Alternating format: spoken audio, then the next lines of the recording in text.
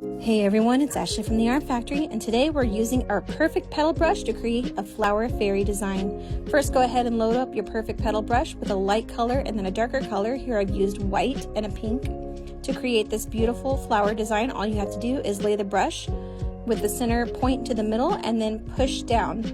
So all we do is make this kind of like push daisy method here. So you're just pointing the point to the middle and then pushing. Pointing to the middle and then pushing, and this entire design is created with the same technique.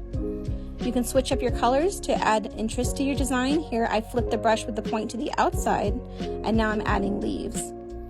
You can add lighter colors to the inside, darker colors to the inside. No matter what you do to double or triple load your brush, it's going to look really amazing. The nice point on the Perfect Petal brush makes this technique flawless. Beginners and professionals can pull this off.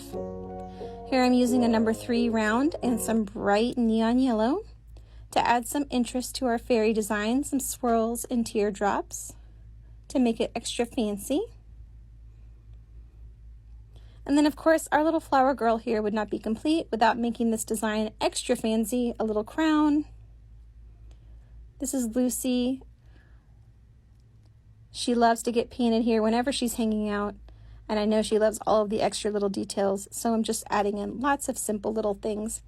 Now I'm using some festival glitter to just kind of fill in the gaps with some sparkle. And there you have it. Our design is pretty much done. We hope you'll visit us at artfactoryus.com to get all of your face paint needs. See you next time, guys.